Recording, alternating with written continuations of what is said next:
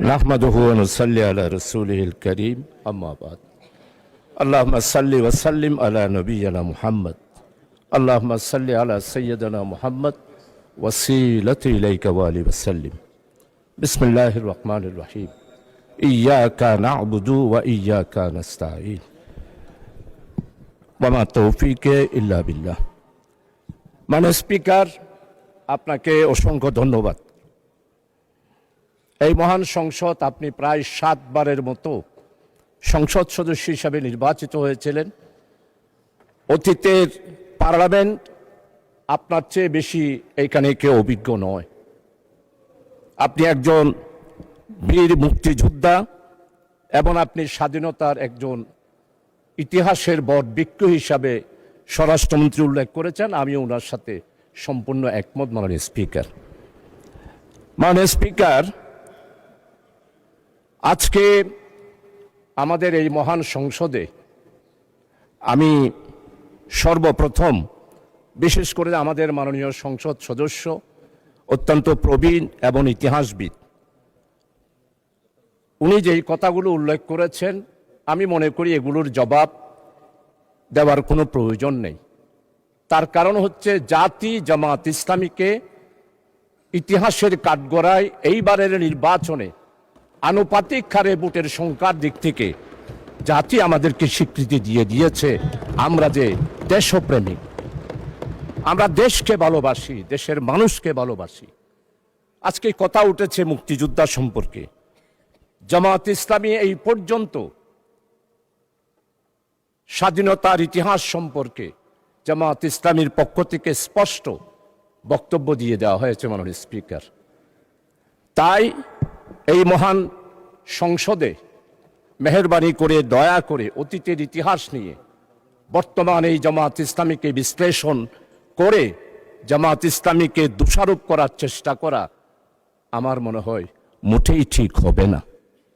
কারণ হচ্ছে জামাত ইসলামের ইতিহাস হচ্ছে যেইখানে গণতন্ত্র নস্যাৎ হয়েছে সেইখানে গণতন্ত্র উদ্ধার করার জন্য জামাত ইসলামী আন্দোলন করেছে। মরহুম শেখ মুজিবুর রহমান সাহেব যখন আগরতলার ষড়যন্ত্রের মামলায় গ্রেপ্তার হয়েছিল তখনকার জামাত ইসলামী পাকিস্তান ডেমোক্রেটিক মুভমেন্টের মাধ্যমে মরহুম শেখ মুজিবুর রহমানকে আগরতলার ষড়যন্ত্র মামলা থেকে মুক্তির জন্য জামাত ইসলামী আন্দোলন করেছিল।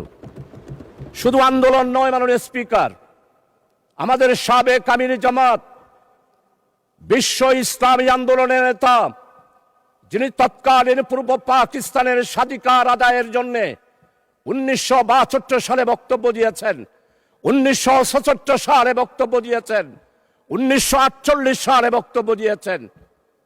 মরহুম শেখ মুজিবের মুক্তির জন্য যে ডাইরেক্ট অ্যাকশন কমিটি হয়েছিল সেই অ্যাকশন কমিটির সেক্রেটারি ছিলেন অধ্যাপক গোলাম আজম এবং জামাত ইসলামী ছিল সেই জোটের একটি সংগঠন। আর জয়েন্ট সেক্রেটারি ছিল জনাব আব্দুস সামাদ আজাদ সাহেব। মরহুম শেখ মুজিবুর রহমানের আগরতলা ষড়যন্ত্রের মামলা থেকে মুক্তির জন্য সবচেয়ে বেশি অর্থ যোগান দিয়েছিল তৎকালীন পাকিস্তান আমলে জামাত ইসলামী মাননীয় স্পিকার। তাই জামাত ইসলামের ইতিহাস হচ্ছে মানুষের অধিকার প্রতিষ্ঠার ইতিহাস। জামাত ইসলামের ইতিহাস হচ্ছে গণতন্ত্র প্রতিষ্ঠার ইতিহাস।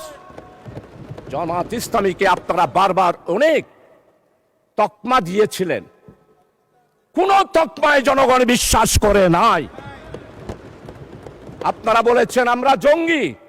জনগণ 12 তারিখের নির্বাচনের মাধ্যমে প্রমাণ করেছে জামাত ইসলামী জঙ্গি সংগঠন নয়, গণতান্ত্রিক নিয়মতান্ত্রিক সাংবিধানিক একটি আন্দোলন এবং সংগঠন।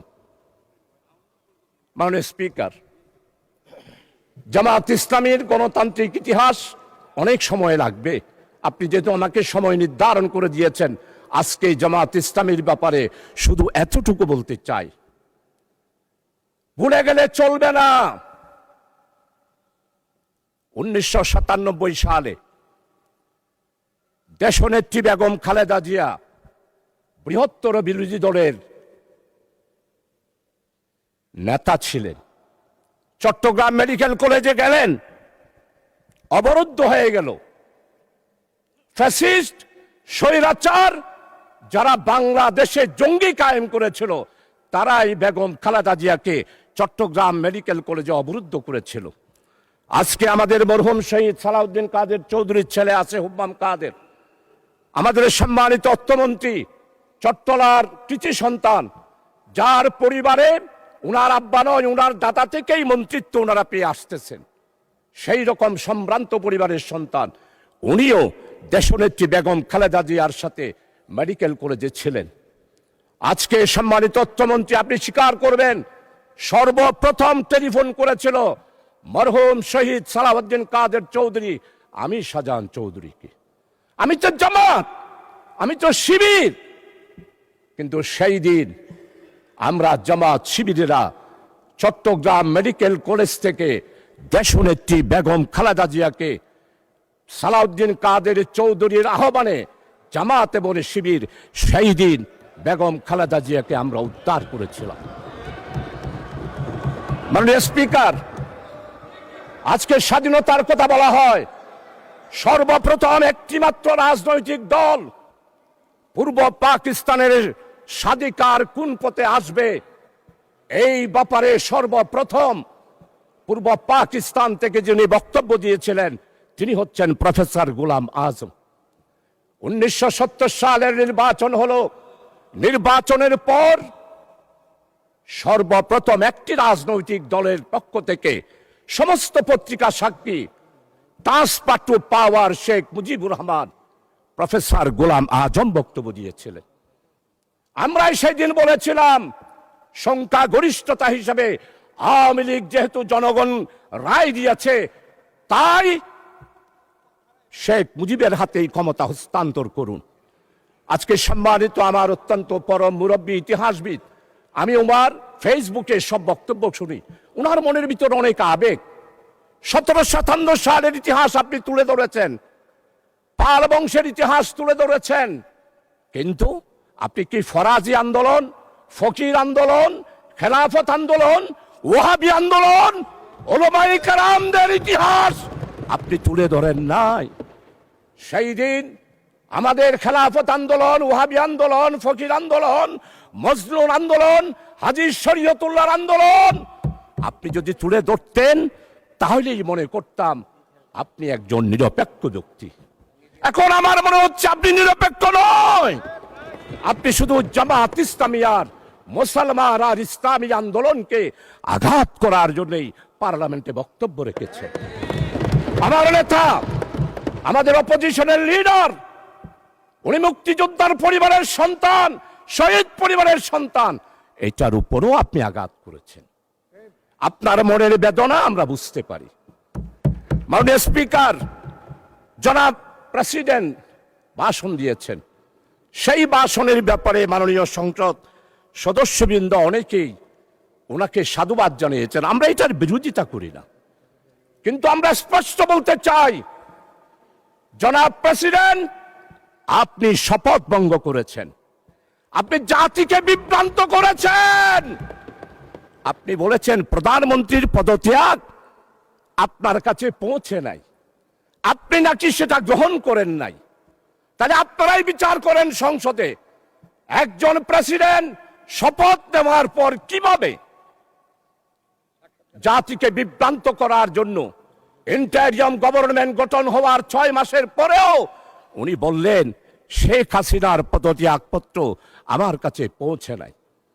যেই প্রেসিডেন্ট শপথ ভঙ্গ করতে পারে, জাতিকে বিভ্রান্ত করতে পারে, সে আর যেই হবে হোক, প্রেসিডেন্টের চেয়ারকে আমরা স্যালিউট জানাই, প্রেসিডেন্টের চেয়ারকে আমরা সম্মান করি, কিন্তু ব্যক্তি হিসাবে জনাব প্রেসিডেন্ট সাহেব জাতিকে যেই বিভ্রান্ত করে মধ্যবর্তীতে সাধারণ নির্বাচন হওয়ার আগে বাংলাদেশে একটি ষড়যন্ত্রের মাধ্যমে 17 বছরের নির্যাতিত বিএনপি, জামাত, 11 দলীয় জোট, ছাত্র দল, ছাত্র শিবির, আমরা যারা আন্দোলন করে একটা ফসল নিতে চেয়েছিলাম, সেই ফসল নেওয়ার ক্ষেত্রে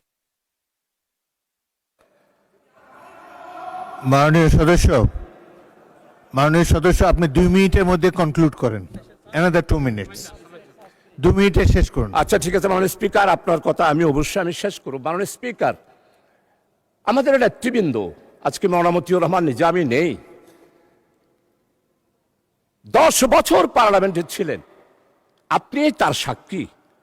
মওলানা মতিউর রহমান নিজামী এই পার্লামেন্টে কাকো আঘাত দিয়ে কোনোদিন কথা বলেছে? আমি ওনার বক্তব্য লাইব্রেরিতে গিয়ে সব সময় পড়ি, যেমন শাহজিজের বক্তব্য পড়ি, তেমন মওলানা মতিউর রহমান নিজামী শহীদের বক্তব্য পড়ি। মাননীয় স্পিকার, আজকে মওলানা মতিউর রহমান নিজামীকে খুঁজে পায় না পার্লামেন্টে।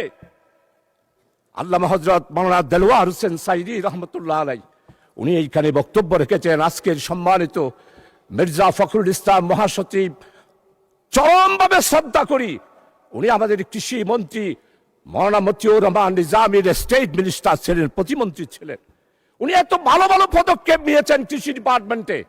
আজকের কৃষিমন্ত্রী যিনি আছেন অত্যন্ত বিজ্ঞ।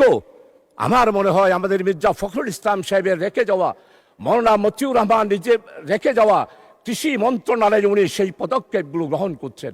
আজকে তাকে শ্রদ্ধা ভরে স্মরণ করছি। তাকে কেন ফাঁসি দেওয়া হলো মাননীয় স্পিকার? উনি কি মানবতা বিরোধী অপরাধ ছিল? আজকে দেলোয়ার হোসেন সাইদি সাহেবের রাজ সাক্ষী, উনার বিরুদ্ধে সাক্ষী দেওয়ার জন্য যেই সনাতনী হিন্দু ধর্মের ভদ্রলোক ছিলেন, উনি কি বলেছেন? আল্লামা দেলোয়ার হোসেন সাইদি হত্যা করা দূরে থাক, স্বাধীনতার ব্যাপারে, স্বাধীনতা যুদ্ধের ব্যাপারে এই মহান পার্লামেন্টে 96 সালে 2001 সালে তৎকালীন এই ফ্যাসিস্ট আওয়ামী লীগ সরকারকে আঘাত লাগে সেই রকম কোন কথা আল্লামা হযরত দেলোয়ার হোসেন সাইদি রাখে নাই মাননীয় স্পিকার।